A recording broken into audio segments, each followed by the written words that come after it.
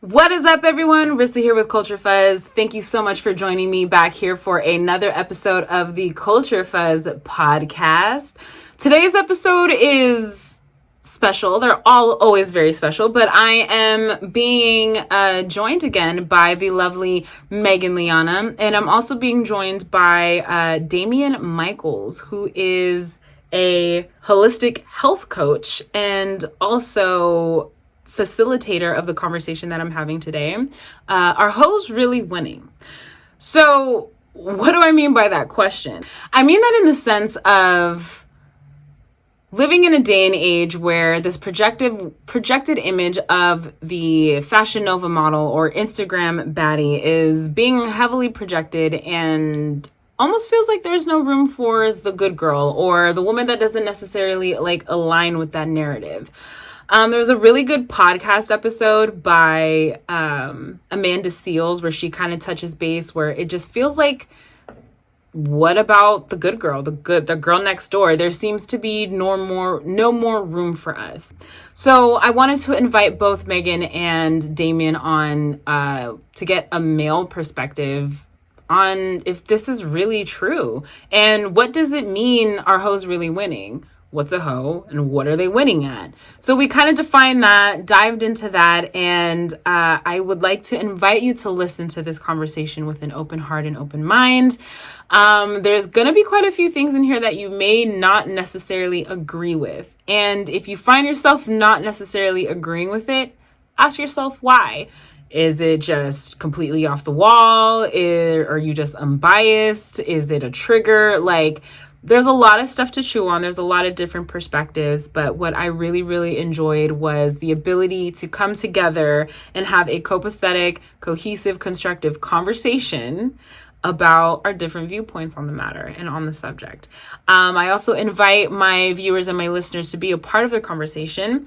To those listening to this, I will be posting this on YouTube where the comment section will be turned on. So if you have any feedback, commentary, comments, thoughts, things you agreed with, didn't agree with, I invite you to constructively and productively leave your views and thoughts in the comment section because I would love to keep the conversation going with y'all. All three of us will love to keep the conversation going. But yes, so without further ado, here's the conversation with Damien and Megan.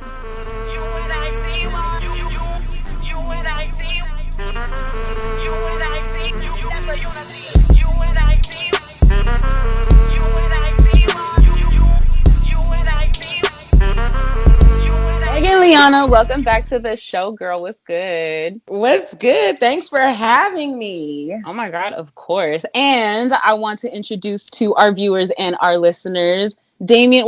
Say your last name for me? Damien Michaels. Damien Michaels from Buffalo, New York. Welcome to the show, my friend. Thank you for joining us. Thank you for having me. Oh, absolutely. So today's conversation is going to be really, really interesting. And I wanted to bring my girl Meg and my new friend Damien to help facilitate this. I'm going to go ahead and say delicate topic. But before we get into it, Damien, why don't you tell the listeners and the viewers a little bit about yourself, what you do? My name is Damien Michaels. Damien Michaels is that's my social media name. That's the name that I use. I'm from Buffalo, New York. I'm originally from New York City. Basically, I've been vegan for 10 years, and being vegan basically is what sent me into the conscious or awakening or the process that most of us go through when we're trying to, better ourselves. And so basically, I've been vegan for 10 years. I've been in the conscious community for a pretty long time. And I've been just noticing some things. As of right now, I'm writing a book. I'm writing a book on health. It's basically a book that's going to be on fasting, losing weight, and our relationship with food. Those are the main things. I'm actually going to make a series of books. Oh. And excuse me? I said dope. So what about? But they're going to be about topics like what we're about to talk about tonight, as I go on, I'm going to basically be doing that. But that's what I do right now. I have a regular job where I work. And I also consult with people regarding their health issues and their relationship issues. And I've been on Facebook for about 5-6 years now. And I just like talking my shit. I got my IG, Damien Michaels _9. And I got my YouTube channel, which is also Damien Michaels. And pretty much that's what I do. I do research, I figure out things, I disperse truth, and I expose things in the realest, rawest form. And I try and do deep shadow work and just kind of go into those dark areas and get messy where people don't want to get messy. Which is why I think I was fully attracted to your profile, because I was literally sitting there reading your stuff like, yo, okay. So the one that stopped me was hoes really aren't out here winning. And I was like, hold on a second. What does this mean? There's so many, like, there's so much to unpack here, because like me as a woman who is exposed to a lot of social media, a lot of, celebrity worship, like a lot of stuff like thrown in our face, idealism of what we're supposed to look like I deal with the insecurities that come with all of that. I've been in relationships where I've literally been told, why do you dress like that? I wish you could dress like this, and literally pointing at people on social media. Or like, when I go out with you, I want my niggas to be like, damn, that's you. But like that. So like me being as a woman who's experienced that and told myself like, well, shit, like, I guess I got to be like that then in order to get this type of attention, not knowing at the time what type of attention I was particularly talking about. That post resonated with me in a lot of ways, because I'm like, how many women who used to think like me are out there right now, or need to hear this conversation, or understand that there's another way to think. So that's what stopped me. That was my relation and and the way that I resonated with that post. But my question was, or I usually don't see that coming. I don't see that type of dialogue coming from men, especially like around, I say, our demographic, our culture. What motivated that? Like, what made you just be like, yeah, just hoes aren't out here winning? And what's your definition of that, first and foremost? It goes like this. There's a formula that I see occurring. And once I explain it to y'all, you're going to be able to see it also. What happened was, I was actually looking, and I was watching, and I was observing women's behavior and their thought processes in regards to hoes and how they moved. And I just started to realize over time that good women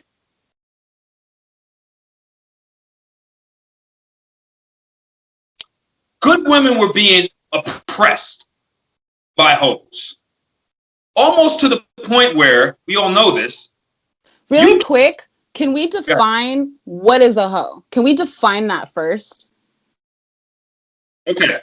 A hoe is a woman who does not value her body, and she does not value her space. Anybody can get in it. It doesn't have exclusive access.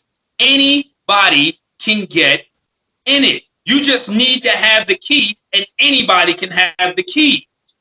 That's what a hoe is. A hoe, a hoe because anybody can have her. Men know hoes because we all approach them. And after one dude approaches you, the next dude approaches you, the next dude approaches, the next dude approaches. Why?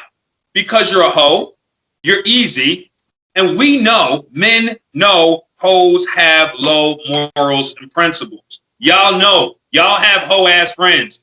They'll be with one guy one day, and there'll be another guy one week. Why?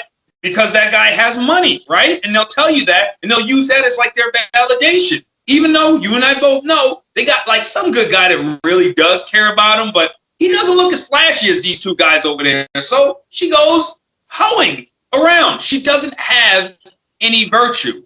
from the outside looking in, any man of value that looks at this woman is going to look at her to have her for the night. He's not going to look and want to. This is why I say hoes not winning. No man, none are looking at these whole women and going, oh, I want to go and marry her. I want to have her. Men do not do that. I know. I'm in the room. I'm men. Okay, so the way that you're defining it is that there is like a type of woman that, I don't know if it's like a common discussion, but like kind of like a known end result. Like when you're talking with your boys, like, oh yeah, that's such and such. That's like a guaranteed thing. Like she's allowing herself to have relations with anyone. There's no vetting. There's no seeing if their like energies align. There's no like, oh, is this high vibrational, low vibrational? She's just like, what am I able to gain materialistically? Is that what you're saying? By having this relationship. Okay. Got it. And she's not on an emotional level. She's kind of shut that off. That's what, and it's bad. It's bad because I don't want to say women can't do what we do, but when they do, they become worse because they're not supposed to be doing that. And once it happens, they just fly off the rack. And you know they fly off the rack and end up crashing because when they finally hit the fucking wall, they go celibate. That's why a lot of times you see women that are like 27 to like 30, and they're going celibate and they're shutting it all down. Now they don't want anything. Why? So many dicks, so much confusing this, so much just telling them what they want to hear just so they can smash. Afterwards, they just shut it all down because it's like they got to shut it all out now. Because now once they shut it all out and they become celibate, right? Because that's what they do. It's like almost like reforming my hoism. They become celibate. Now they go, oh, now they don't want any of that shit that they was home with before. Now they're looking for an actual, they start zoning in. They basically start doing what they should have been doing before, but now and that's if they make it that far and they don't end up with, a kid or two. Because a lot, they'll tell you, yeah, I ended up with this and my baby. It was like one of those things where, yeah, you were out there. You were doing what you were doing and didn't that happen? Were you a hoe? Yes. Okay. I see Meg's face and I'm like, hold on. Like, what are your thoughts, girl? She's like, I haven't had enough wine. It's a lot to unpack there. Because I think that okay, so for one, like practicing celibacy has nothing to do with like hoeing. Like, let's establish that right there. As somebody who I practice celibacy, but I practice having an active sex life. So I can understand, okay, the definition of a hoe could be somebody who is very loose and has no morality or standards with their sexual encounters. But if men are hoes too, it comes a point where it can't just be acceptable for one and the other just because it's like they're a woman. Because at the end of the day, it's okay to enjoy sex. And sometimes you don't have to be and you don't have to be in a relationship with a person to engage, to have sex with them.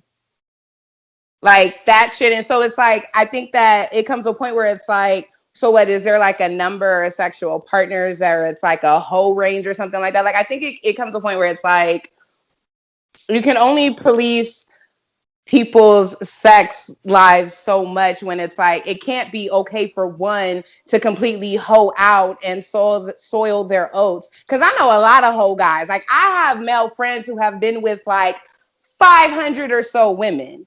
And it's like, how are you not? You should practice sexual retention. You should practice celibacy. You should practice not having 3 or 4 kids with 3 or 4 different women, forcing women to have abortions. Like, I think that the same accountability that we hold for women to have standards for themselves and their sexual partners, we have to have that same standard for men. Mm-hmm. It can't just be like one way or the other. And then now when it also comes to using sex as a financial gain, I know hella pimps and gigolos that do the same thing and that will have an amazing woman at home, but will cheat with different ain't shit bitches because they tricking and they got good jobs and they'll give the money for that. So, and just, I go ahead. And that's the beauty of, like, I wanted both y'all on here because it's like, I think that there's an important balance. And I always think there's like a bigger, deeper question to the actual question. And one of the points that I held on to that Damien was talking about, where he said, as a result, a lot of these women will practice celibacy. If I feel like that is a form of stepping back and trying to go within to identify, like, okay, I need to take a break from everything, whether it's like celibacy, taking a break from drinking, like whatever the case is. It's usually a combination of a lot of things, because you need to go within and being like, okay, I'm not getting what I thought that I would get from this situation. So naturally, like, I'm going to take a step back and go within and see what's up. So like when you said, oh yeah, like I used to be a hoe, what does that mean? Like, what does that mean? Like, what's your experience with women and having relations with different women? Basically what happens as a man is, for me, at this point now, like I said, like you guys know, I've never longed in a Pornhub. I haven't watched porn in over 6 years, and I haven't jerked off in over 6 years. Why did I do this? Because I realized there was too much going on. There was too much going on. There was too much pussy. There was too much busting nuts. There was just too much everything. And it was just unnatural. It felt unnatural. It was just unnatural. It's not natural to jerk off, and it's not natural to obsessively try and please yourself and bust off all the time. But at the same time, I was doing that because of my hypersexuality. Like, I had to have different varieties of women to please me. I didn't feel like getting one woman and working and having her just satisfy me. I didn't feel like that. Why did you feel that you needed a variety? Why did you feel that you needed multiple partners at once?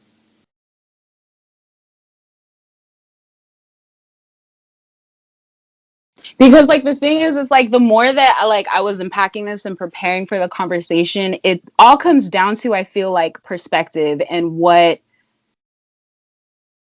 is important to that person. You know what I'm saying? Like, I know people who have sex for a living and they love it. They love it. You know what I'm saying? Like, they're able to put themselves in an emotional state, an energetic state where that's their power. You know what I'm saying? And then there's other people who attach trauma to it. You know what I'm saying? So, like, it's and Meg, you made a really good point earlier, how, like, you know, a lot of these quote unquote what is defined as promiscuous women, right, dealt with sexual trauma. Right. And that's what I was going to bring up. You know, there's, especially within the Black community, there is a hypersexualization that goes on with young Black men and young Black women. It's very predatorial. There's also a lot of untreated sexual trauma that I think a lot of people experience at a young age, and it has sometimes that adverse effect of hypersexualization to where it's like there's such an emotional detachment from sex, and because of the fear of, oh, well, you might just take it anyway, or, oh, the only way I can get this person of the opposite sex to be nice to me is through me letting them have their way sexual with me, because I was taught that as a child. You know what I'm saying? Like, I think that that's a factor that goes into play sometimes with people who are hypersexualized and who are overly promiscuous. And that's where it comes with not having judgment, but also, to go back to the initial question, like, what is winning? You know what I'm saying? Like, everybody defines winning as different. Like when I had commented on your post earlier, people could say Kim Kardashian is winning. Why? Because she was able to flip an embarrassing sex tape, capitalize off of that, build a brand, still get married, still get rich, still have 4 kids. But, who's to know what she goes through in life on the inside? You know what I'm saying? Then we see women who, if we're going to talk like, Instagram models who people could think is winning, there are women who, they get their body done, and then they get the rappers, and then they get the ballers. But that's like a materialistic sense of winning. But then there are plenty of wholesome women who get married and have the career of the housewife, or, you know what I'm saying? And people consider that winning. So it's like, but they could have been some closet hoes back in their day that we don't know about. You know what I'm saying? But again, it's like, who's to say what's winning and what's defined as that? Because sometimes just having that company for now is a sense of winning, but both ends of the spectrum of whole versus wholesome could both be losing, because you don't know what that person's going through, what they went through, or what's missing. All we know is like what we see, and it comes with, not having judgment. Stop policing the pussy and the penis. Overall, I think everybody has a journey. Like, I can agree that, I was taught to value myself. When my mom had the birds and the bees talk with me, she was like, just know, here's just the anatomy, but there's a difference between fucking and making love. There's a difference between emotions. And, when I learned about sex from that perspective, you know what I'm saying? And also seeing my mom really kept her dating life very private from me. I didn't see a bunch of men come, you know what I mean? So it comes with like exposure. It does come with upbringing, but everybody has their own journey in sex. And even, you cannot be a hoe and have a hoe phase, because you just want to experience, like, because sometimes, I mean, like, I personally, because, I go through my periods of celibacy just, by choice, because it's like, hey, I'm focusing on myself. I'm focusing on my manifestations. I'm focusing on my business. And I'll get clowned for that. What do you mean you'll get clowned for that? Like, I'll have people talk shit like, damn, you can't get no dick. Oh, I can't go that long. Damn, you ain't never heard, like, who the fuck goes that long without sex? Like, people can really make you feel like, well, okay, I'm doing something wrong. You know what I'm saying? So I feel you on that. Yeah. It's like, we have to look at that too, because there's a lot of peer pressure, even as adults, where it's like, I'm not passing judgment on you, because you are going from having 2 or 3 sex partners at a time, or, you know what I'm saying? I'm not passing that judgment off of your fluidity. But like, the thing is just make sure you're good. Just make sure what you're practicing, what you're doing is just healthy, right? You know what I'm saying? So, and doing it for you. Yeah. You know what I'm saying? Like, I do think sometimes heartbreak and trauma can impact your sexual decisions, but that's life. Even guys do that. Guys will get cheated on by their girlfriend, and what they doing? Hoeing. So what has, Damien, with your celibacy, like, I can't even imagine not jacking off for 6 years. Like, I can't even like fathom that. But I feel like I don't have like an unhealthy attachment to it, or that I assign anything to it. But like, not what have you realized after 6 years of no intimacy? Like, when you say celibacy, does that mean like no physical? No, and no. I've been beat. No. No. I've been in relationships. I've been intimate. No. I'm saying these because you said you've been celibate the past 6 years. No. Oh. No porn. No jerking off. Okay. And I practice semen retention. So it's been like, I don't know, since sometime last year since I released an orgasm. What is semen retention? That means you don't release an orgasm. You don't bust. Interesting. I've heard a lot about that. I have a question. Like, does that, no, because I've heard, I've read about sure. that, but does that help you spiritually and with like manifestations and things like that? Like, do you notice a difference in your mental focus through that retention? Yes, without a doubt. You have to think about it for a second. Every guy you know, any guy that's watching this video right now, he jerked off today. If he didn't, he jerked off yesterday. If not, he busted a nut in his girl. But most men you see, they're addicted to releasing a nut every day, especially if they're fat and unattractive and they can't get girls and don't have one at home. They're definitely jerking off every single day. So could you imagine what happens when that energy is refocused and it goes somewhere else? You become a beast. You become what you're supposed to become. It takes a male 72 days for his sperm to mature. 72 days. Niggas are busting off every day. Your sperm, if you bust off today, tomorrow the sperm you have doesn't even have like tails and stuff. It's not even ready yet. It takes 72 days. Even boxers are told not to have sex 3 months before a fight. Why? Because you'll lose your legs. I box. I had a girlfriend. We went crazy for like 1 week. My jab, no pop on the bag. I couldn't hear nothing. My legs were gone. I asked my coach what was wrong. He said, lose the girlfriend. Why? I was busting off nuts. Simple as that. So it's just certain things as you start to see and put things together. Even the heavyweight championship of the world right now, Anthony Joshua, I'm not sure if it's 6 weeks or 6 months, but he practices semen retention and doesn't have sex or anything. He doesn't even have the sex or at all for that time before he goes in his fight. And he said he equates that to why it is he can do what he can do. But if males did it, you'd have more drive, because our drive comes from our want and our need to want to fuck you or impregnate you or just get you. That's where our drive comes from. So when you internalize that and you stop busting off, you become a fucking absolute beast. You become like me. Like, I don't even feel like wasting this fucking sperm. Girl be like, I want you to bust on my face. Back in the day, I'd be like, that would be so exciting. That's so much fun. No, I'm not busting on your face. It's been months. I've been brewing this for months. On your face. This is going in your uterus.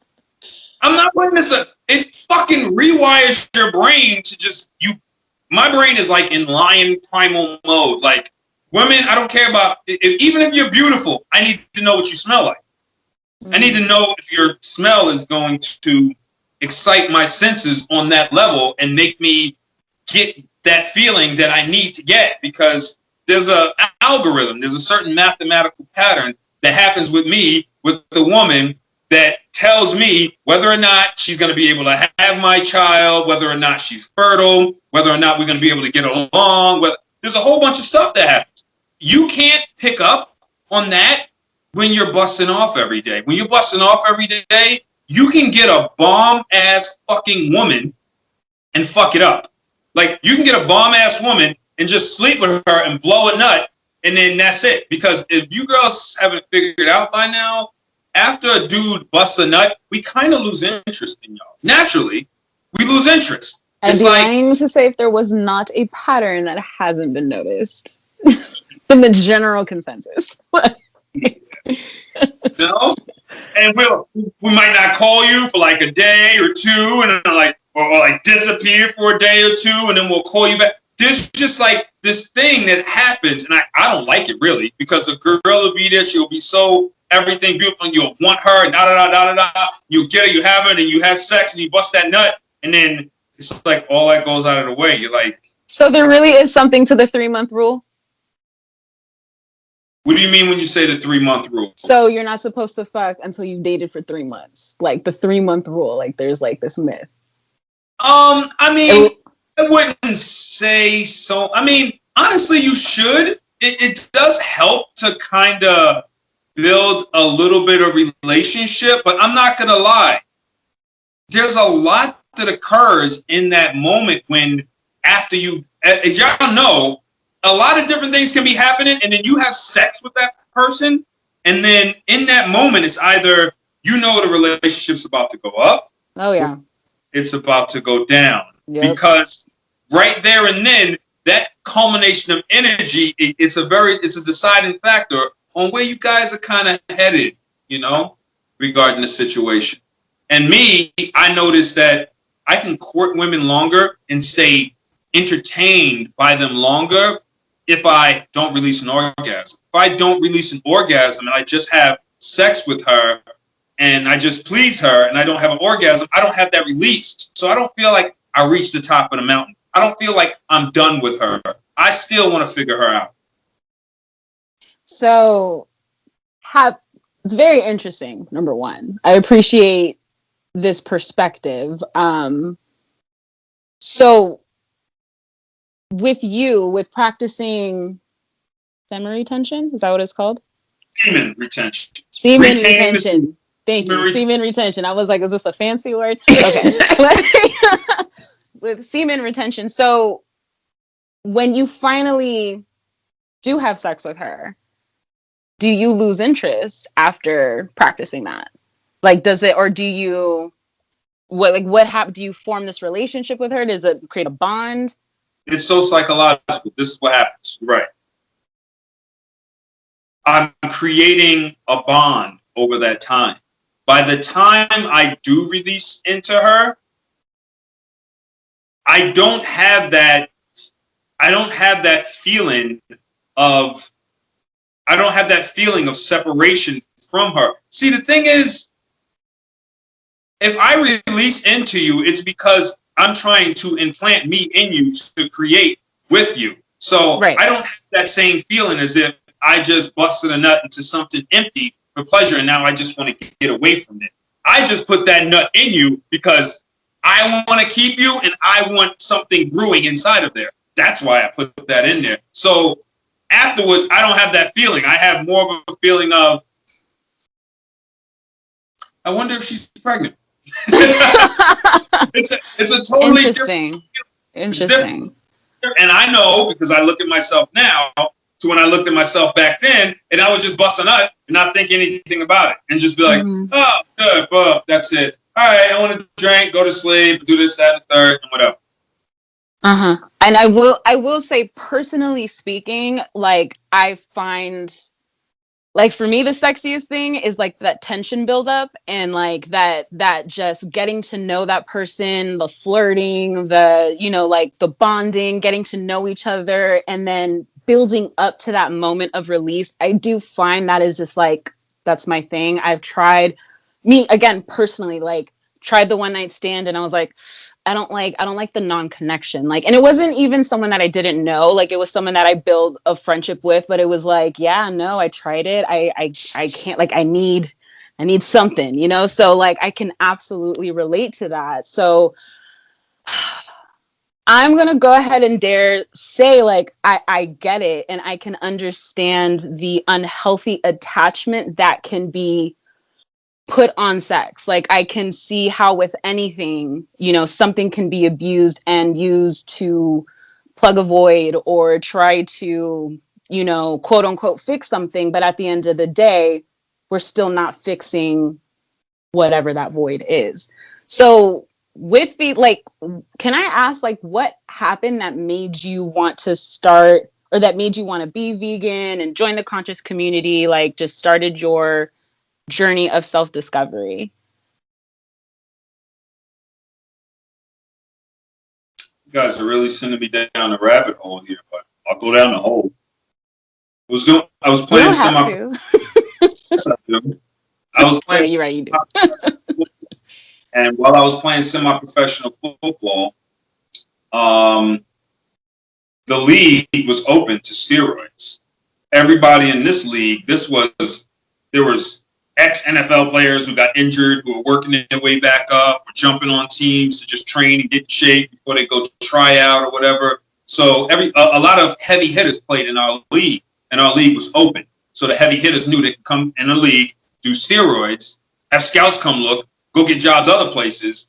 Couldn't do steroids there, but at least you can compete in our league on steroids. So I went on to steroids because that was basically what excelled your performance. I am not going to lie. Like, I was always a great athlete. When I did steroids for those two years, I was unstoppable on the field because it gives you a Superman complex. And I'm sure like it had to put you on a level playing field with your peers and competitors because that's just what was practiced at that time. Yeah, I didn't know. First coming in, I was all da-da-da, this, that, and the third, yada, yada, yada. And then after a while, I started to see some things, and I was like, that's not natural. I was like, this dude is like 4, 5, 6 years younger than me. Look at the size of that motherfucker. And then I started putting two and two together.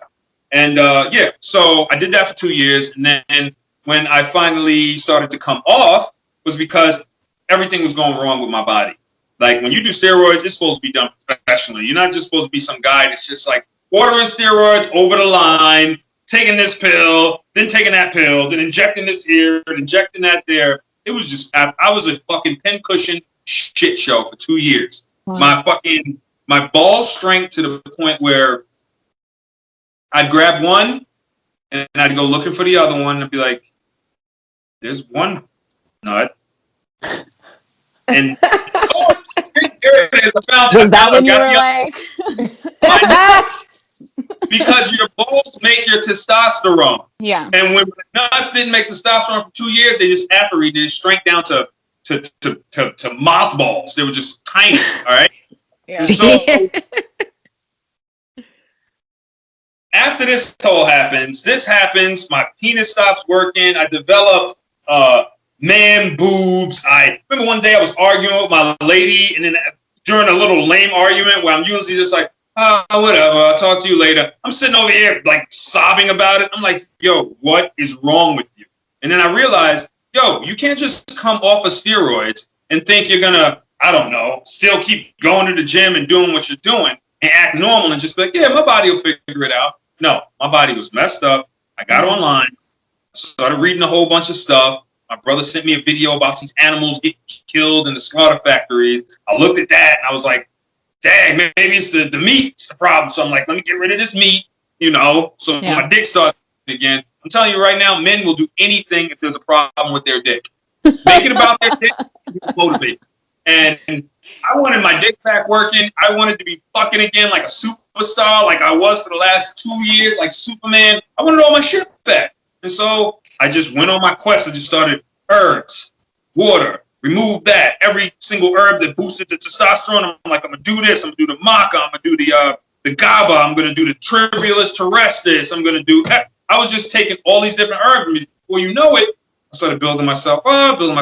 And after like 3-4 months, it takes your body 3 months to get new blood. So after about 3-4 months, I had gotten new blood. I had healed my blood. I had started correcting some things. And then by that time, I was going into a full-on vegan lifestyle. And then that vegan lifestyle led me into researching stuff about crystals and energy and da-da-da and this, that, and third. And then, boom, I went into, I just got into the conscious stuff. And I got out of I started seeing the matrix and food and everything for what it was. Started to see myself for what I was. And then I was just like, I got to get out of here. I gotta find myself. I got to find what it is I'm doing. I'm not a drug dealer. I'm not supposed to be drug dealing, selling steroids, doing this. I'm not supposed to be doing this. Yeah. Yeah. No, I definitely hear that. We all have that. I'm always curious to know, like, what was that moment of awakening? Like, what was that moment when you were like, but anyone holding their not so their balls anymore will definitely have me like, we got to rethink this. Like, absolutely. It might have been a sobbing moment when I was having that. I don't cry about anything. And so it had been 8-9 years since I've shed a tear. And I shed a tear over just the lamest thing. And I realized you're like a woman right now. You're just flooded with estrogen right now. And you're just overly emotional. It's just, you need to fix yourself. Yeah. Yeah. Absolutely. So, okay. So now that I get a better understanding of the world that you came from, so you were saying you played semi-professional football. Is that what I heard correctly? Okay. What position did you play? Just curious. Strong safety and outside linebacker.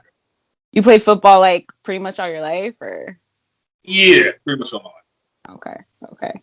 So as you began your self-healing and you started to come to this spiritual awakening, how did it change your view then on the opposite sex and your relationship with women? What happened was I started to realize that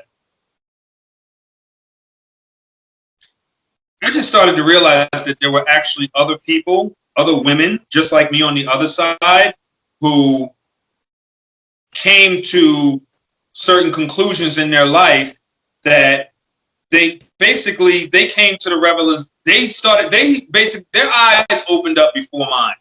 And not everybody can see certain things. Like, not everybody reads labels and understands food and understands candy and understands programming on TV. Like, there are certain people that don't understand it. Like, I told people even about the whole LGBT wave. I told them about that years ago when it wasn't really a thing, but nobody saw how it was gonna constantly be here and here and here and here and here and there, and then they just blanketed everything in rainbow colors, and now everybody's like spinning heads and they don't know what's going on with the kids, and it is, and trans, now nobody knows anything. Why? Because you didn't see it coming because you weren't looking.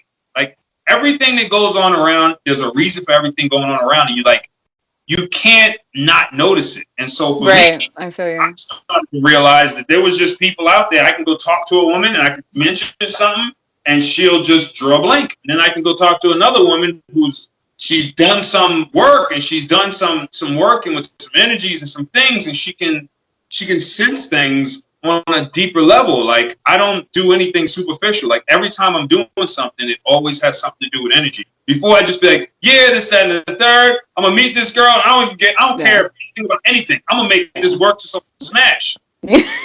Yeah, right. I'm gonna hang out with her.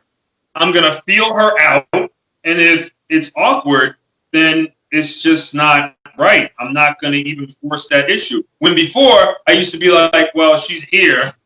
I'm pretty sure she wants to fuck, so I'm just going to fuck her. When after that, I was just like, I don't even feel...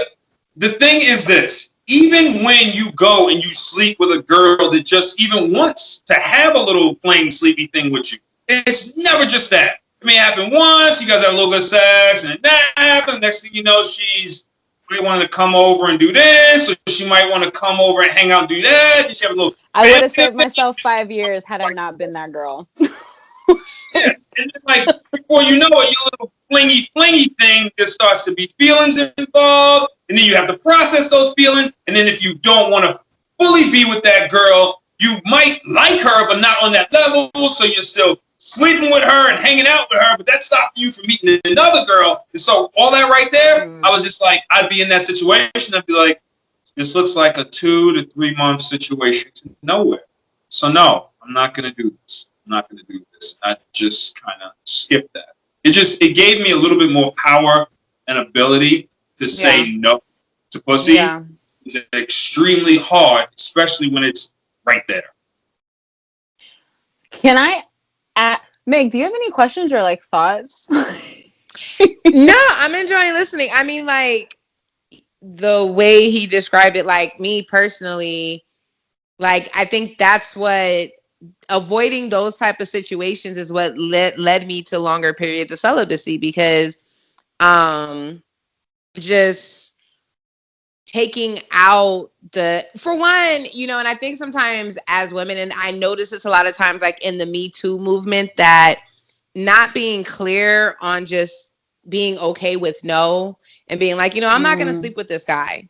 I'm not going to, like, no, I don't want to sleep with you. I want to get to know you. And like saying that and being okay with that, you know what I mean? It weeds out a lot of those situationships you get in where it's like you have sex and then you keep having sex. I wasted 6 months on a guy, and we were talking and he made it seem like we were going to be together and all this other stuff. And like, Next thing you know, it's 6 months, and I'm like, are we gonna be in a relationship? And mind you, I was spending the night. Like, we just had sex and we're kind of cuddling. And I'm like, so are we gonna be in a relationship? And he was like, I mean, I like you, but a relationship, like, nah, I don't want that. And I was like, oh my God. And at that point, like, that was when I came up with the 3 fuck rule. So I'm not going to sleep with a man more than 3 times, and I'm not going to fuck him more than 3 times if I know it's not going to lead to a relationship. I'm not going to give him that much access to me, and I'm not going to allow myself to even make this dick a habit.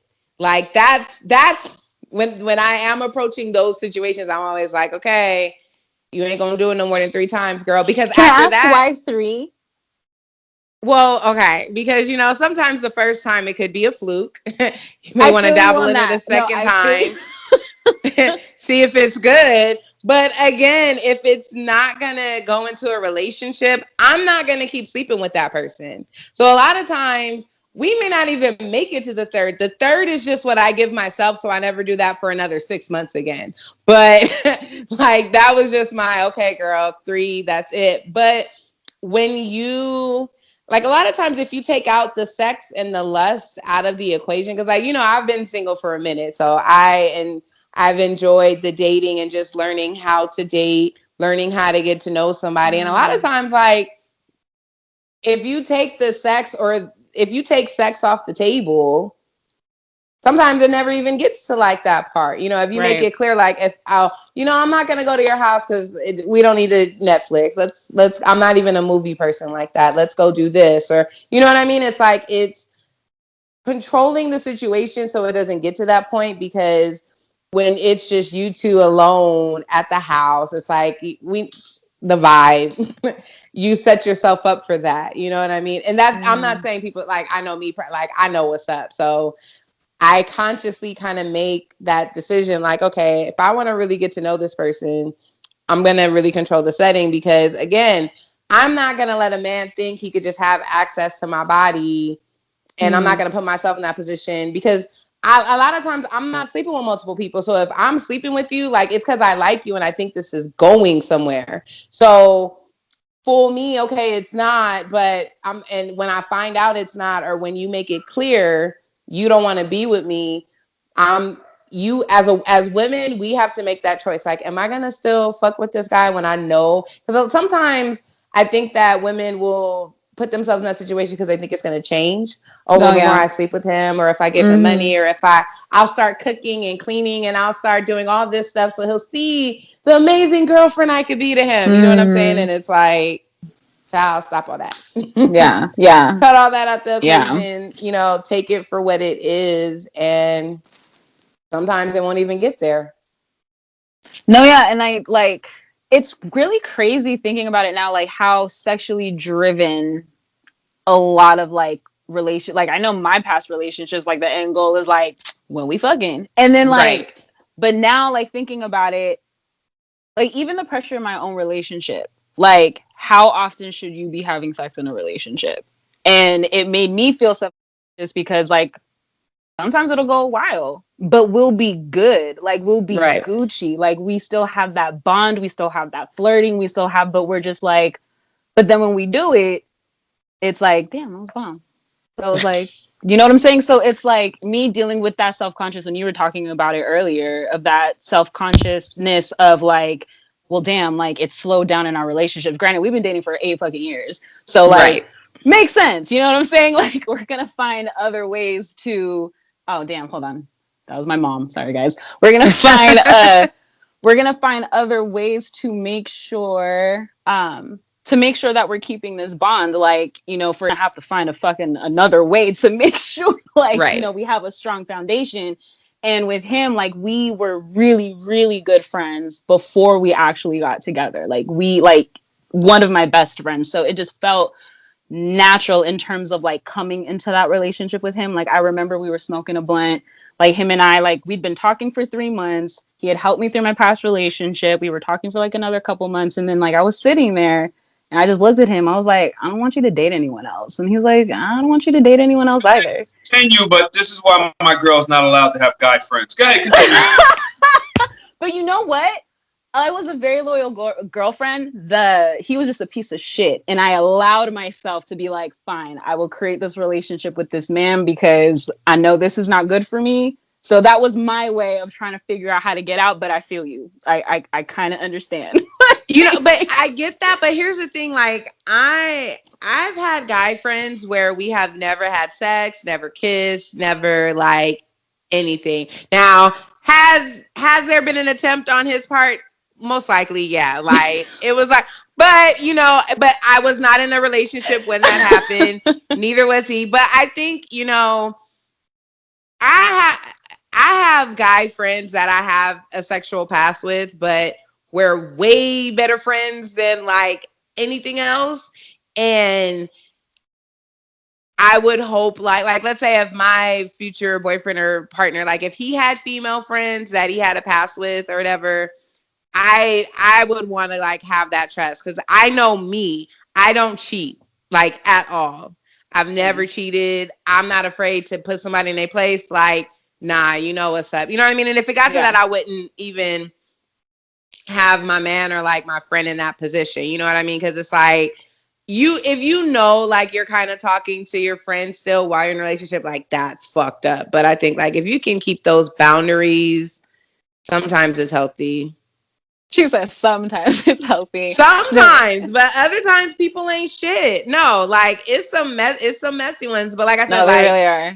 I have guy friends where they're like one of my best friends, like family, and like I couldn't even cross that line with him because it's like, oh my God, you're like my brother. Ew. Yeah, no, I definitely feel you, but like I know they would jump at the chance if it was like right, okay. guys will be guys. But Damien, so like I'm trying to find a structured way to go back to the original question. Oh, without it sounding like we're popping off. What original question? The original of the definite, like what is the definite? So we defined what a hoe is. All right, we understand we defined what a hoe is in terms of the realms of this conversation. We defined what that means. So now it's when we're saying the connection that I'm trying to make basically is like the women who do not align or resonate with that message of Instagram baddie or Fashion Nova model or, my boyfriend left me because he wanted me to look like this girl, but I don't look like her. So I guess how would you advise women to work around that narrative and not succumb to the pressures of having to look like this projected image?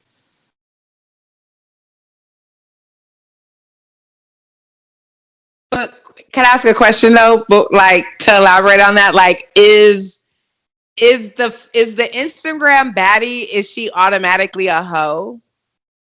You know what I'm like? Are we kind of equating those two with like that kind of bad bitch persona? Like that's hoe. You know what I'm saying? Like, are we keeping the separate where it's like there's one thing to attain and like versus being a hoe? It's kind of like because it's broad, but I think for the sake of cultural jargon, for the sake of how we communicate through these conversations currently, I think for the sake of this conversation, yeah. Like even in Jasmine Sullivan's song, what's that song called? A Girl Like Me.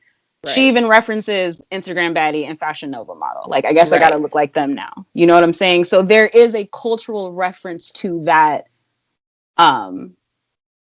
Unfortunately, Let me ask y'all something, because this is, for me as a male, this is very, very simple. The Instagram baddies of these Fashion Nova women, aren't they just women who are in shape and have nice shapes and men like them, and that's it? Isn't that pretty much it? Like, isn't that it? Aren't these just openly sexual women who display themselves, without, they don't really, they don't care. They're very free with their expression. That's what we're talking about, right? We're talking about women that have nice bodies and they show them off with sexual expression. That sexual expression makes women who, because these women are out there getting likes because they're showing off they got their booty, their titties, and they look really, really nice. So the men are clicking the likes, the shares, and this, that, and the third, right? Is the problem, right? Because I'm gonna get to them because that's another thing. But is the problem that the other women are insecure in their own feminine divinity? Where's the bell? You should feel like you're the shit because if they're out there and you know they're out there, that's not exclusive. Because I'm gonna tell you something right now. When me and my boys talk to each other, I'm gonna right now what men say. We'll sit there and look and show booties back and forth. Oh, look at that ass. Da, da, da. This, that, and the third. Instagram following his booties up and down all fucking day long. We get a goddamn girl that we value, that we want to tell something about our boys. You know what we say? Yo, guess what? Bro, she don't even got an Instagram, bro. She ain't got no pictures nowhere, bro. She's exclusive. That's what we say. Interesting. So, outwardly, men are putting on the show because it's a nice bravado macho show to be clicking the booties. Even guys, you know, when they send me some naked stuff of this girl in a little Santa thing, shaking her butt or doing something, and I click it, I laugh, ha ha ha, this, that, and the third. But none of us want her. What we would like is for her to come to a hotel room with her friends, please us for a night, and then go away. Why?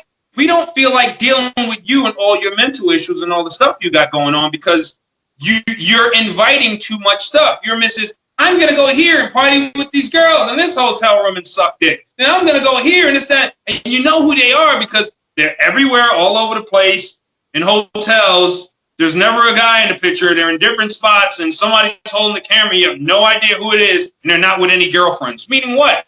They're with something that's smashing them down, probably paying, and they don't want you to see that because they're ashamed of that. That's I feel like what that is.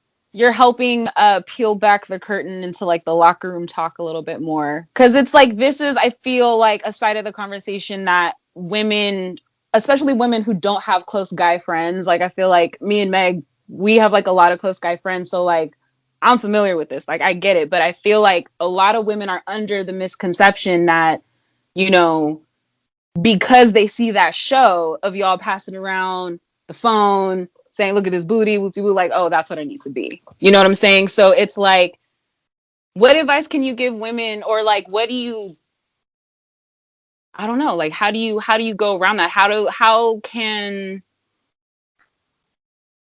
But I don't think it's really, because you got to think, like, when you think of the song Girl Like Me, like, it's about, you know, this insecurity because your man is leaving you basically for a woman that's opposite of what you are. So, and it made her question, well, should I be like that? Or I should do this, or I'm going to be this. You know what I mean? It's like going this total opposite from rejection, right? But it's the rejection, like, of that particular man that you wanted. You know what I'm saying? Like, I feel like it's kind of pressure to have a man kind of give females advice on that, because it's like there's so many different types of men that will trigger those different types of emotions, if that makes sense. Because it's like, even like, I'll have women who, like, because you know how I was talking about like plastic surgery and stuff earlier, and it's like, I've had women who'll be like, Megan, you're so pretty, like, but if you had ass, you'd be a bad bitch. Like, and that's coming from women. Right. You see what I'm saying? So it's and to kind of piggyback off off what Damien said, because that's what I said earlier, like when we were talking, a lot of times women will look at like the Instagram model or the quote unquote bad bitch through these eyes of, oh my God, I can never be her. You know what I'm saying? And not knowing, like, yes, you can. Go on Fashion Nova right now, order that outfit, buy a cute little wig, change your makeup. You know what I'm saying? It's as easy as, I was about like, to say that. This is the thing that the women that are saying this don't understand. These aren't baddies. Like, honestly, you go on Instagram, there's not a whole bunch of baddies. You got like some actually natural, beautiful girls. Mm-hmm. If they're naturally beautiful just like that, okay, as a woman, I can understand if you're a little insecure. But 85% of them in real life, like straight up, just not really trying hard, they're not even close to, they're below borderline. Like, they are on there with all kinds of aesthetics. They're trying so hard to maintain something that isn't them. It's just, it's not. And we have to understand that there's something that overlays us, especially for us in our culture with this whole, because we're using the words baddie and da-da-da. That's our culture, right? Where do we get this from? We get it from rappers, right? Over time, what happens? The females want to imitate the women's in the videos the rappers are talking about, and so on and so forth. And then the men, they want to imitate the rappers and their behavior, and so on and so forth. So then you get the men acting all hypersexualized, talking about da-da-da, this, that, and the third. Nigga ain't got one girl talking about, yo, man, where the hoes at? What do you mean where the hoes at? You're actually a good guy. If a good girl starts talking to you, you'd be nice to her, you'd want to take her out, you'd want to treat her good, and you probably wouldn't dog her. But if you come around talking about, hey, where the hoes is at, it seems cool, right? Same thing for women. All these women putting on this whole thing, they're trying to be cool, sexually free, powerful, because they've been hurt, they've been traumatized before. But Nicki Minaj and all these sexually free and all these, telling them to drop their pussy and what pussy's wet and this, that, and the third. They're telling them to go out there and do this, and this is actually making women feel empowered. But at the same time, they're kind of devaluing and debasing themselves, because a lot of these women, this isn't them. They're putting on this whole stuff in this image the same way all these niggas is going out. Like, let's be for real. All these niggas ain't doing shit. There's COVID. There's no crime. There's barely anything going on. Niggas going out getting tatted up. Now face tats are a fucking cool fad. Bitch, that's for fucking gangsters who killed somebody, put tears on their fucking eyes. Now motherfuckers just go out and get a face tat and tats all the way up because it looks cool. It looks cool on Instagram. It might get me chicks. Let me put a sleeve on. Let me look the part. Man, check this out. I was talking to this girl. I was hanging out for a minute. She was like my shorty and everything. And she, when I first met her, she was having a little rough life. I came in, started cleaning some things up, fixing some things up. I'd spend time with her. We'd be smoking. I'd be giving her massages. We'd have sex, this, that, and the third. She was living a good life. I was taking care of this. I was taking care of that. I had just drove her all the way to her family's house, drove her all the way back, drove her here, drove her there, right? I go on her page, right? And I look. She is posting some of the most savage bullshit about, like, man, how, like, there's nobody there for her and this, that, and the third, and yada, yada, yada. And I'm just sitting here and I'm, like, going in my head and I'm just like, so me being the confrontational guy I am, I confronted her and I said, straight up, why are you posting all that stupid shit on your page? She's like, what do you mean? I said, all that stupid shit. You're posting shit talking about this, that, and the third, and you need somebody here for you, this, that, and the third. I was like, is there a fucking problem with how I'm treating you? Do I treat you good, or is there? And she's like, no, you do. You actually, no, you really treat me good, and this, that, and the third. I don't have any this, that, and the third. I'm saying, so what are you posting this for? Are you posting it for your friends? Are you posting it for attention? Do you think if you act like a savage, you're going to get more? And the idea, and she was just sitting there, she was just like, no, it was just like, well, if you seen, like, it was something like, I just, like, shared it, and, like, I thought, like, that was fun. And it's like, yeah, you're acting. You're actually a good girl, but you want to act like you're a savage. You want to put on a whole show for your friends because you don't want to look like you're a good girl, because that's not cool anymore. It's not cool to come on a post and go, I love black men. Sarah Jane, friend of mine, all she stated was, a man is a need, not a want. What? Black women came out and called her retarded, called her this, tagged her in the post and called her that, called her a motherfucking pick-me, called her this. What happened to women actually being able to say that they need men and they depend on us and men are good? And what happened to that? That's not there anymore. If a woman says that, other women look at her like she's weak. They want to stomp her and beat her down to death. And this, what's happening right now, is that fucking monkey shit. Y'all heard about this story about a whole bunch of monkeys in a room, and there's a banana up there, and then every time the monkey goes to get the banana, all the monkeys beat him down. Oh, yeah. The monkeys beat them down. And okay, so for the listeners that don't know that experiment, so the experiment is like they started off with one monkey, and then he would climb up the ladder and try to get the banana, but every time he got the banana, he would get shocked. So then the monkey got trained that every time he went for the banana, like, oh shit, I'm gonna get shocked. Then they started to put another monkey in the room. So when that monkey went to go get the banana, that monkey beat up the other monkey because he didn't want him to get shocked, and then the behavior repeated itself. So that's that experiment. And then after a while, they just came in there, and then for whatever reason, those monkeys just knew not to climb that ladder. Exactly, and they didn't know why. This is the problem. We're at that point right now where good women in general, black women, they don't want to come out and even be good women. They don't want to be good women. They don't want to speak up for black men. They don't want to say anything because they're going to be called a pick-me. They're going to be electrified. They're going to get their ass beat off that ladder. That's horrible. And it's the same thing for me. That's why I can't even that's why I'm in Facebook jail right now for another month. Because I posted that women are out here and they're uncourtable anymore. You cannot, I'm telling you right now, I can have 5 women a week if I want to at any given moment. 5 women a week. If I mention to those 5 women a week that I'm actually trying to start a family and get them pregnant, those 5 women a week are scared and they're ready to run. If I don't mention that, legs are up in the air, we're fucking and this, that, and the third. But if I mention actually having a baby and they have to deal with that realization, they're just like, their brains shut off.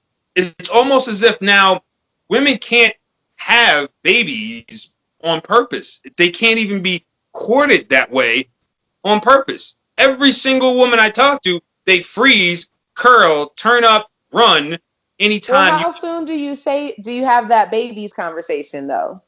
How what? I'm gonna say that I'll even put myself on the chopping block. Like, I'm in an 8-year relationship and I'm just now like, okay, I think I'm ready. And I'm like, as he's saying that, I'm like, why is that? Like, why do I lock up? Like, but I don't know. I mean, to me, it's like, it depends on how soon you're having that conversation when dating. I don't know. I don't think women lock up at that. Like, I think, I think it depends on the conversation or the approach. I think if you're dating and it's like, okay, well, where is this going? What do you want? I'm looking to have kids, because I could say most guys, when you talk about marriage, they're the same way. Like, I let it be known. It's the same exact thing. Because I'm very like, I'm not having a kid out of wedlock, period. If a man is not marrying me and giving me his last name and solidifying our family as a union, I'm not having a kid with him at all. Like, I don't come from a family of baby mamas. Like, my dad has a lot of kids. My mom was a wife. All my aunts were married. So for me, I come from a family that values marriage and the sanctity of marriage and being an established family before you give a man a child. I tell a man that sometimes they look at me like, oh, you crazy? You ain't got to be married to have kids. Shit, yes, the fuck you do. In my book of if you're gonna put a baby in me, or if I'm gonna have that connection with you. So, I mean, I think it goes both ways, but I look at that like, I mean, for one, like, I think women are conditioned to, like, not talk about marriage when you're dating a man because you don't want to scare him off. So I don't even, like, bring up the M word. It's just not if we, because again, and it's like, even sometimes like, but if a man talks to me about a baby too fast, I get nervous because I've had guys try to trap me. So I'm very like, wait, what you talking about? What you doing? Because sometimes I'm thinking like, okay, do you want this? Are we having this conversation because you're letting me know what you want? Or are you just trying to put a baby in me because you just want to put a baby in me? So that's how I know I can say sometimes I'll get scared off when guys start talking about babies too soon, but it's because I don't know their intention behind it. Because, dudes be trapping sometimes the same way females do. So I'm still curious about that. Like, well, I guess it can go both ways. Because, like, that happened to me, and I was like, men do that? I did not know men did that. I've had one guy threaten. I'll never forget. He was like, I was like, that's why I use condoms. And he was like, I'll just break the condom. I was like, whoa. I was like, okay. That is freaking wild. That's why boundaries are important. So I think, like, this conversation can definitely go many, many directions. But when you were talking about, what really like resonated with me was when you were talking about how women sign up for a narrative that's not theirs. So they try to put on this show. They try to like put on this facade. I was guilty of that. I used to be that woman. I didn't know who the fuck I was. I just saw what was in front of me, and I saw that got a lot of attention. So I was like, cool, I'm gonna be that. Deepest depression ever. So like getting out of that and realizing that and understanding that, hoping that this conversation will help shed light on other women who could be in the same situation or not have discovered their truth yet. Like I had to like dramatically change things about myself, like even down to my feed. Like I stopped following all these celebrities, all of these like superficial accounts. Like I made sure I followed motivational stuff, holistic stuff, self-healing stuff, so that I was like programming my brain to like love myself, because subliminally looking at these images that were not me, that I was not resonating with, was hurting me in the long run. So like social media is like a huge part of my job. It's a huge part of my platform. And I know it's a huge part of other people's lives. And I think that social media and the internet can be so positive. Like, look at the connections that I've made with you, Damien. Like, you are in fucking New York. You know what I'm saying? But because I was intentional with my networking, I was purposeful with what I was looking for. And that's because I did the work to figure out my truth and know who I was. I found like-minded people who I was like, okay, like I feel that. I feel, this connection, and I can see what he's saying. So like my ultimate goal is that regardless of whatever choice is made, ultimately, like people need to take the time to discover what their truth is. Like hell yeah. Because people aren't doing right now.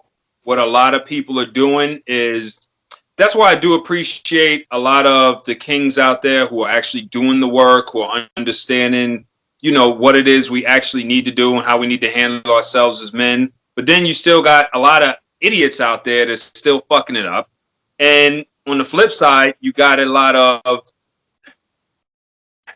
women that just buy into this narrative, and it's a toxic narrative, and it's sad because those women are suppressing the good women, or putting the good women in a very, very tight position where they're going, man, do I need to take these clothes off? And y'all see it too, because you can see like good, wholesome women are just starting to like come out and do something. And you're looking like, that doesn't really even look like that's you. But it looks like you're stepping out because I guess you need to like flex on these other chicks out here because you. And I'd be lying if I said that I didn't see people where I was like, whoa, damn, I wasn't expecting that. But then also combating or not trying to be like a hater or shame her. And it's just like, no. Like, I applaud you. You're beautiful. But like me knowing who that person is, it's just like, I just want to make sure that that's like if you happy, I'm happy. But like, I do find myself like as a woman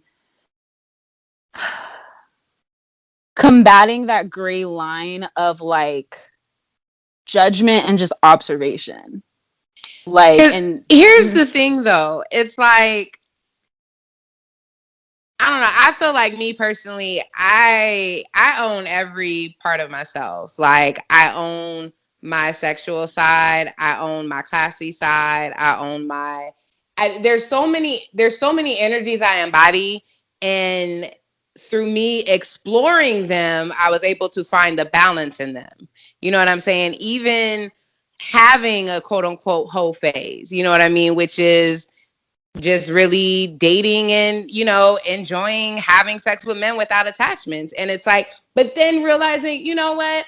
I don't like how I feel after this. Maybe this ain't for me. I don't need to do this right now, you know? And I think that sometimes we put so much pressure when people like want to explore that side. And sometimes it's like, explore it and see if you like it.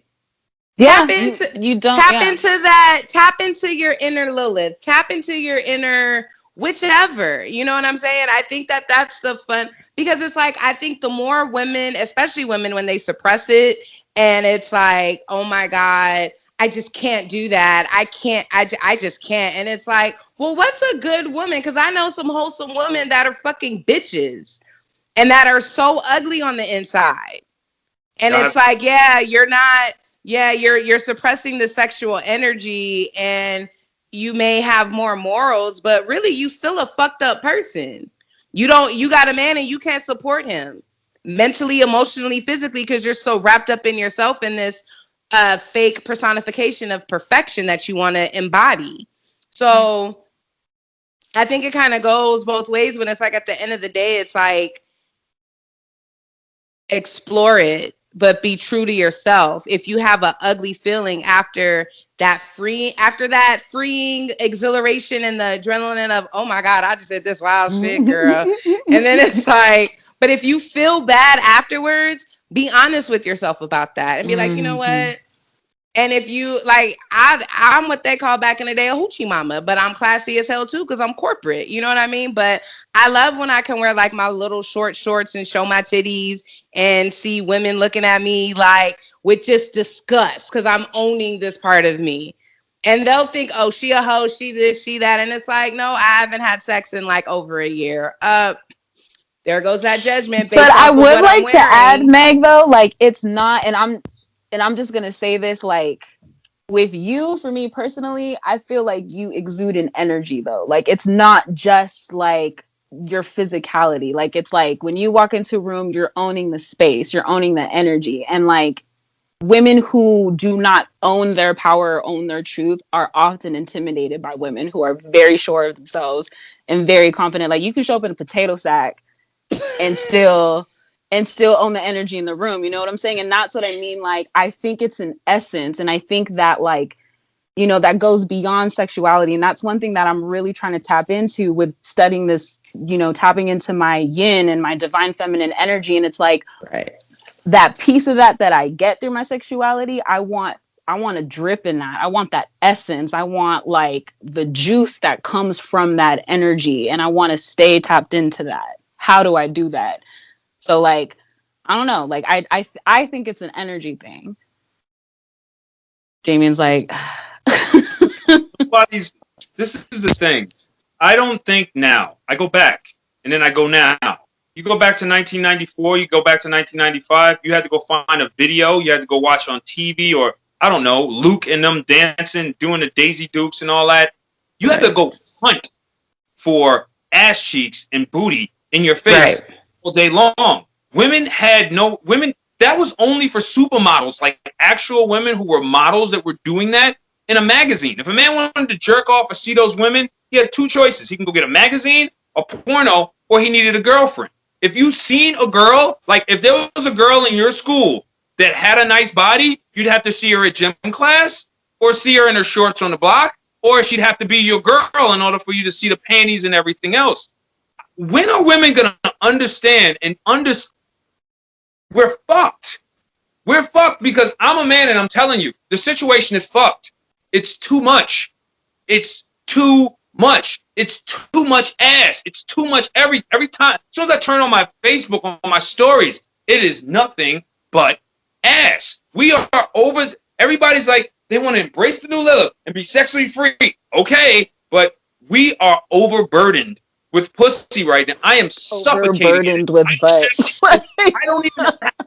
Do you know what I'm doing on my page right now?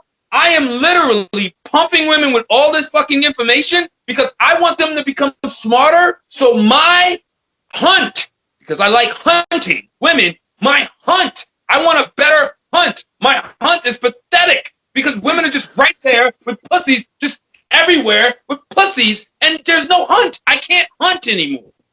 I feel you. I can barely hunt. It's suffocated with pussy everywhere. And then everybody's jumping on the bandwagon because of this. The thing is, this is why they're jumping on the bandwagon and nobody wants to say it. It's because there is no shame. We have this new thing that we want to bring in where everybody wants to do no judging. Fucking since when? We've been judging each other since we came to planet Earth. Somebody needs to judge us because that's holding each other accountable. I was going to say, I was like, is judging holding each other accountable? No, is that what that exactly is? What it is. Why? Because you judge your baby daddy when that motherfucker don't show up for his goddamn kids. You judge him when he's a piece of shit and he's beating on your friend. You judge her when she's out hoeing and she's not taking care of her kids. So why the fuck can't we judge you when you want to do your extra shit for absolutely no reason? We need to judge you. I'm sorry, Lori Harvey. You're a fucking hoe. Fucking since when can any woman on planet Earth go and date somebody's son, then go fuck his dad, then go fuck around with all of his dad's friends in the industry, and she's still just, well, she's living her life, and what the fuck? Where is the fucking class? Where is the goddamn shame? Where is the shame?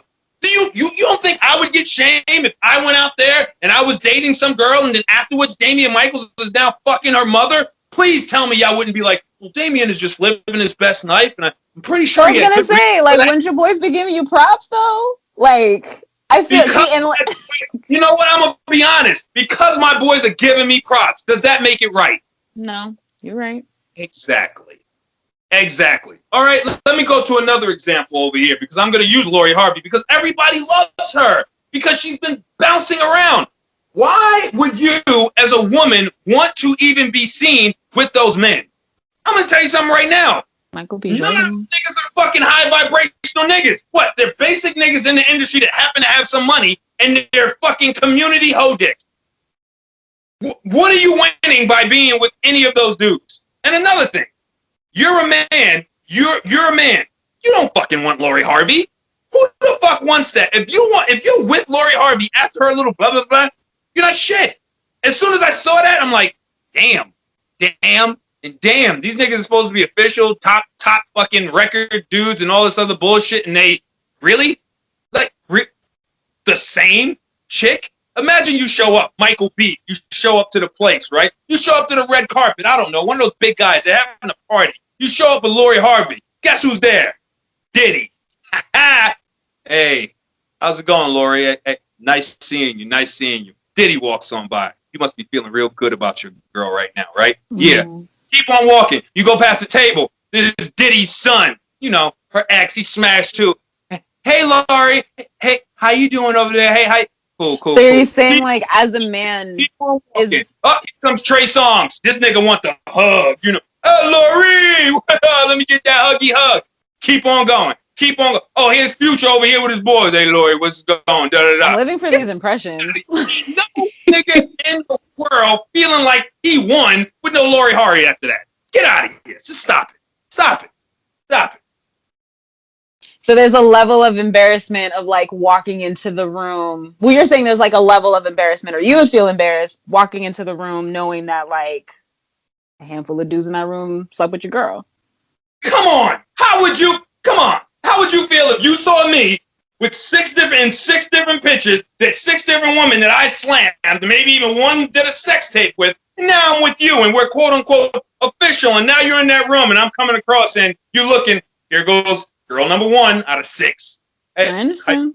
Yeah. Girl, no, but let's not act like we're not going to feel like we're tiny and the person next to us isn't really necessarily, that. And I don't.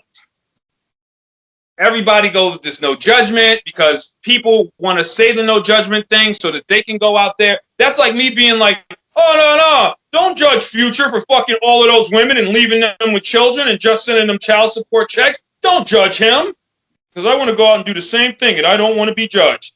That's what people Where do you think? They're trying to sell the no judging, don't judge because they're out there doing fuck shit.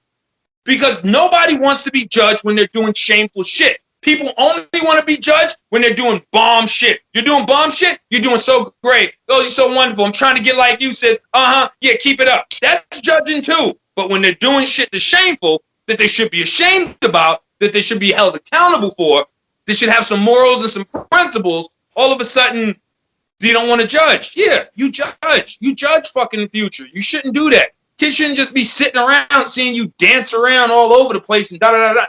You shouldn't do that. You shouldn't do that. That's horrible. There should be a man in the house. You should be raising your kids. You're not. You know what I'm saying? Another man is raising your kids right now. That's the message you're sending out there? That's absolutely horrible. You know what I'm saying? And Lori Harvey, I guarantee you she's going to end up with one guy, but with this dude's baby. Watch. How did you even go through all those guys that fast? And then people are like, she's just dating. Some niggas don't just date. If you're out hanging out with them, they're not just spending money with you for no reason and cuddling. If that was the case, they wouldn't have selected you. I feel like a lot, she's kind of being glorified right now because she's representing for the women. Not the hoes. She's representing the hoes on the hoe platform. All right? And she's representing the hoes. I don't know why Remy Ma can't. But you notice nobody's looking after Remy Ma. But I got a question. It's the bomb. Well, I got a question though. What's up? Quick question. So like, Lori's behavior is not a far cry from male behavior that we've seen publicly. Rappers, artists, like. Sure. Mm-hmm. Why do you think she's being shamed much more than these men or like the men in the industry? Like, I get what you're saying. I understand your points. But like the public scrutiny is like. I mean, Future's been shamed. Future's been dragged before. Future's been dragged on the internet for his stupidity. He's been dragged for that. Like, we dragged Future. Future gets dragged for that all the time. And his stupidity. But when it comes down to it, there's another underlying thing here that we don't understand. In our community, the energies are being switched. Throughout history, forever. Forever. Men have always been out with multiple partners. The problem now is that women want to do the same exact thing men do. I am so sorry.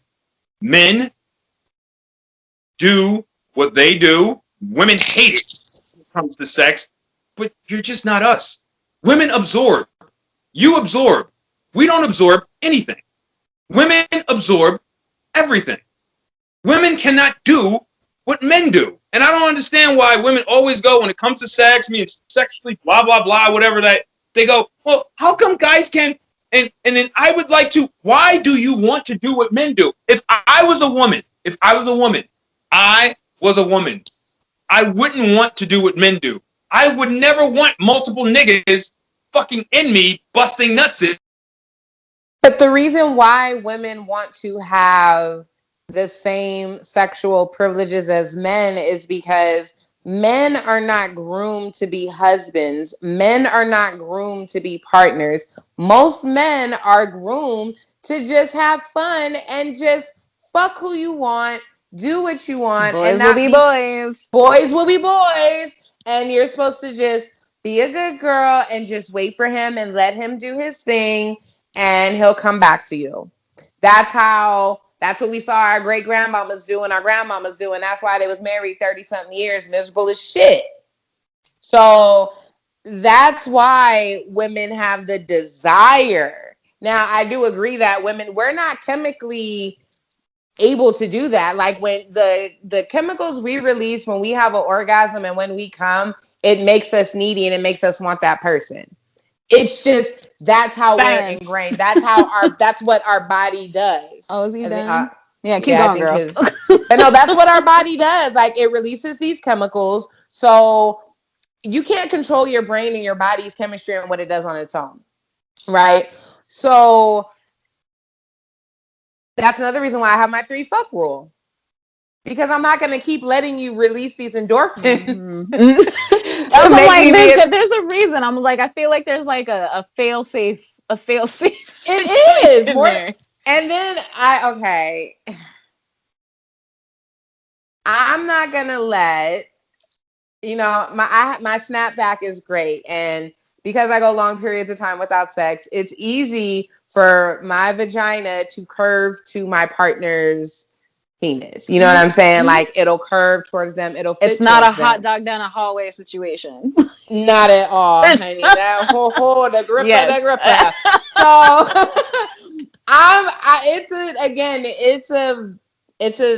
I'm never gonna let a man feel my body and know it's just so accustomed to him and he's not for me and doesn't want to be with me. Mm-hmm. Mm-hmm.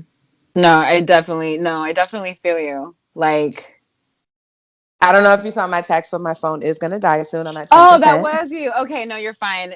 I think we lost Damien anyway, which is fine. Okay, really fast. I'm recording this while I'm editing. Damien lost connection. His phone died via Skype, but he did send me a couple messages via audio message on Facebook Messenger, and I inserted them here so he can conclude his thoughts. I was still trying to make a point.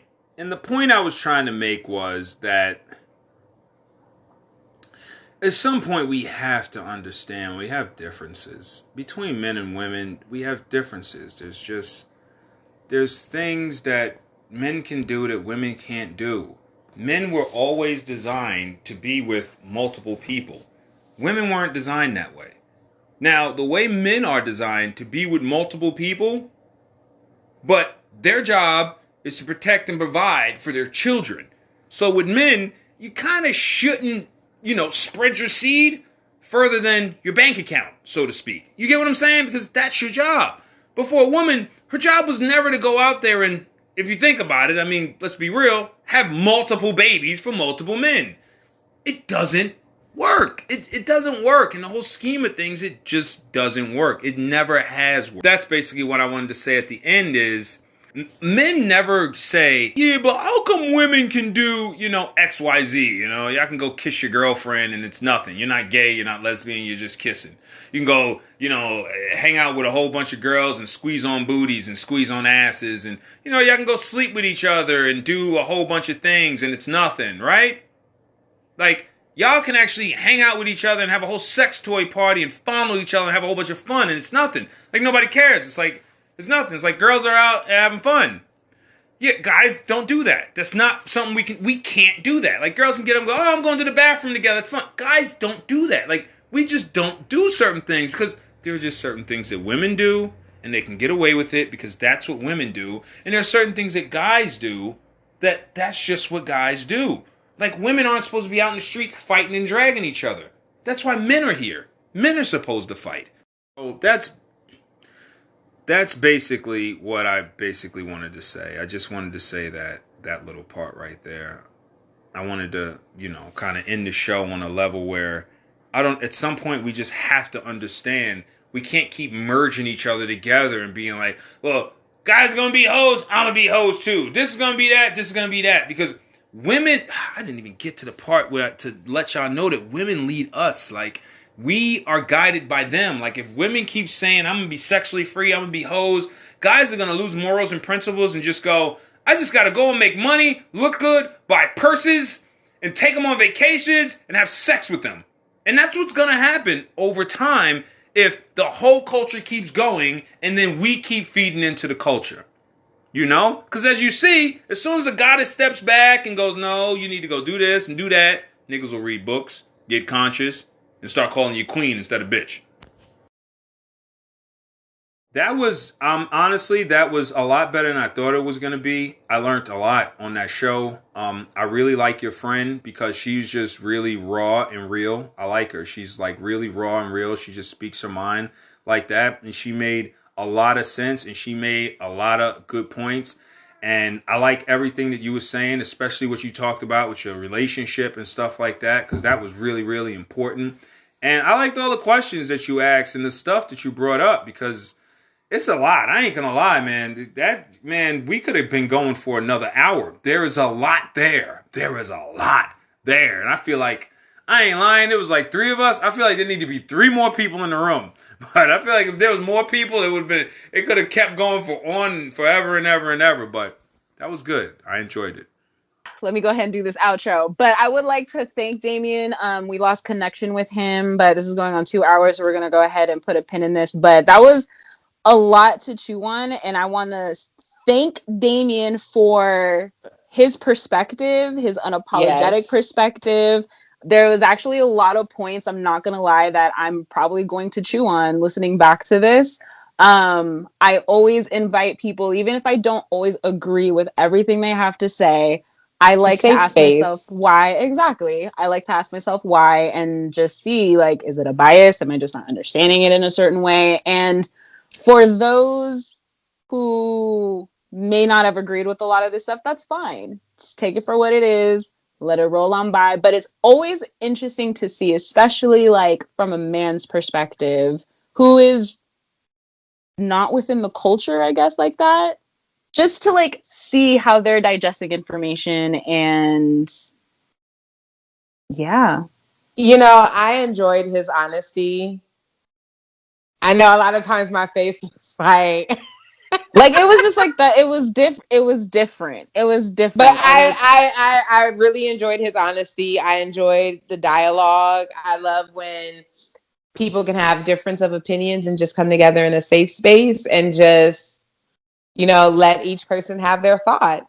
That's it. And bridge the gap to the common ground. That's it. Just bridging the gap. Just know that everybody's intention is always positive, and ultimately, ladies, even men, like the ultimate message here is just do not succumb to anybody else's narrative other than your own. Like, yes, regardless of what your beliefs are, what your philosophies are, you know, I know what it's like to have, you know, be around people who expect certain things of you that just don't align with you, and it's very difficult to make these shifts and build your tribe and discover your truths and stand firm in those truths. But I'm telling y'all, like, there's another way.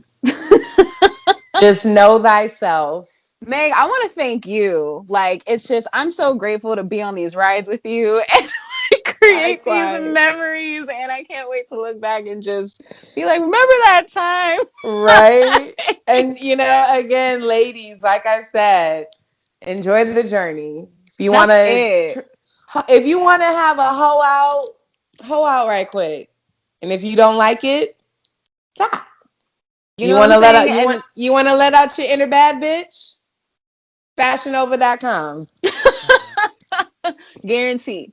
But like, but I think like utilizing these words, defining them to what they mean to you, taking ownership of like our power and what that means, like figuring yourself out in relationships. And also, like, Meg said something earlier where like she had to learn how to date, and I was like, I feel like that's a whole other conversation that we need to have, because that's, ladies, learning how to date. I had to learn how to do that because I was like, what the fuck is dating? And you also don't have to sleep with every guy you date. Every guy you date doesn't have to be a sex partner, and every guy you date may not be your boyfriend.